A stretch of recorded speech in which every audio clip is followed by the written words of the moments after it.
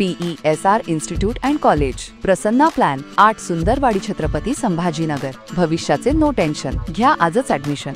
PESR institute and college. Akola जिल्ह्यातील मूर्तिजापूर नगर परिषद परिसरात अनेक प्रभाग प्रचंड दुर्लक्षित राहिल्यानं नागरिकांना अनेक समस्यांना सामोरं जावं लागतंय। आणि निवडणुकीच्या दरम्यानच नगरसेवक या प्रकल्पांमध्ये फिरकत असल्याचा आरोप स्थानिक नगर प्रभागातील नागरिकांनी केला आहे। नगर परिषदेच्या प्रभाग क्रमांक 1 मधील असलेल्या संत रविदास नगर, मराठा नगर, नागसेन नगर, एकता नगर परिसरातील नागरिकांनी विविध मूलभूत नागरी समस्यांचा पाढा वाचत गेल्या 10 वर्षात या परिसरातील नगरसेवक आमच्या परिसरात फिरकलेही नसल्याचा आरोप केला आहे।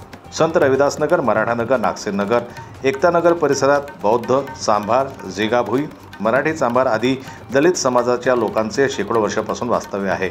मात्र या परिसरातील नागरिक हे मूलभूत सुविधांपासूनच वंचित असल्याचं चित्र समोर आहे। या परिसरात प्रवेश करणाऱ्या मुख्य रस्त्यांवरतीच घाणीचं साम्राज्य, गटार साचलेलं आहे।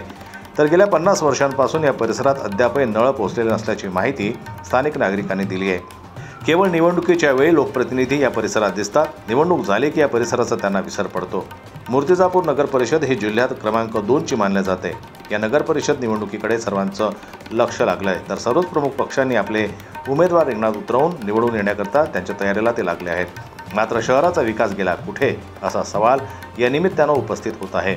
प्रभाग क्रमांक 1 मधील एकता नगर हे दलित वस्ती म्हणून ओळखले जात असून बहुतांश परिसर हा मध्य रेल्वेच्या हद्दीत येत असल्याने या परिसराचा विकास कुठेच दिसून येत नाही, तो केवळ कागदावरच असल्याचं चित्र आहे। या प्रभागातील नागरिकांना पिण्याच्या पाण्याकरिता रेल्वे लाईन ओलांडून 1 ते 2 किलोमीटर कसरत करावी लागते।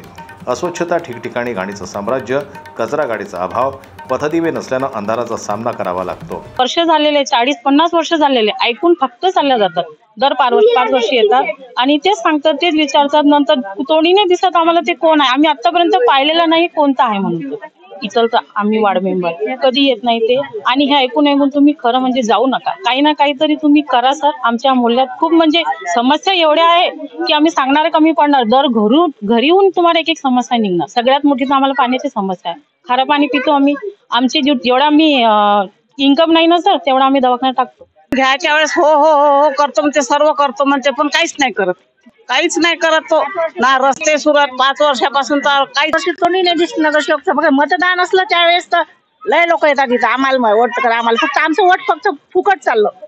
कृपागता रचन बोरकर, प्रभाग क्रमांक 1 मधून या ठिकाणी मी रहिवासी आहे आणि गेल्या कित्येक वर्षापासून या ठिकाणी हे बसलेली वस्ती आहे।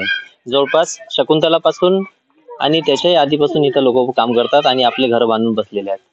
पण जवळपास 2010 पर्यंत या ठिकाणी आपण अंधारातच होतो आणि 2010च्या नंतर या ठिकाणी लाईन आली। लाईन आल्यानंतर फक्त एक आम्हाला लाईनची व्यवस्था करण्यात आलेली आहे। त्यानंतर ना कुठल्या गोष्टीची या ठिकाणी आम्हाला सुविधा पुरवण्यात आलेली आहे। या ठिकाणी पिण्याचं पाणी नाही आहे, म्हणजे पाणी जर लागलं आपल्याला, पाणी जर आपल्याला प्यायचं पाणी जर आणायचं म्हटलं तर प्रतिभा टाकीच्या जवळ एक ती मोठी जी टाकी आहे पाण्याची, त्या ठिकाणावरून काही लोक ज्यांना चालवता येत नाही सायकल किंवा ज्यांना चालता येत नाही ते कसे तरी आपली सायकल घेऊन पाणी या ठिकाणी आणतात पिण्याची। यानंतर एखादा जर पावसाळा लागला आणि पावसाळ्यात जर पाणी आलं तर तो पावसाळ्याचा रस्ता असा होऊन जाते की माणूस पायी सुद्धा चालू शकत नाही, ऑटो सुद्धा येऊ शकत नाही, या ठिकाणी ॲम्ब्युलन्सची सुद्धा या सुविधा होऊ शकत नाही। या एकता नगरमध्ये येण्याकरता मुख्य रस्ता नसल्यानं अग्निशामक, रुग्णवाहिका अशा अत्यावश्यक सुविधा पोहोचत नाही। तर नागसेन नगरमध्ये याच समस्या घर करून बसल्या आहेत। येथे 10 वर्षांपूर्वी पाण्यासाठी पाईपलाईन टाकून ठेवली असून ती तशीच पडून असून त्यातून आजपर्यंत पाण्याचा थेंबही नागरिकांपर्यंत पोहोचलेला नाही। ही प्रभाग क्रमांक 1 ची समस्या नाही, तर असे अनेक प्रभाग मूलभूत सुविधांपासून वंचित असून हे प्रभाग नगर परिषदेनं वाईट टाकले की काय असाही प्रश्न मतदार नागरिकांनी उपस्थित केला आहे। जनमत लाईव्ह न्यूज करता अकोल्याहून संजय उमक यांची रिपोर्ट। मराठी बातम्यांसाठी जनमत लाईव्हला लाईक करा, सबस्क्राईब करा आणि बेल आयकॉनला दाबायला विसरू नका।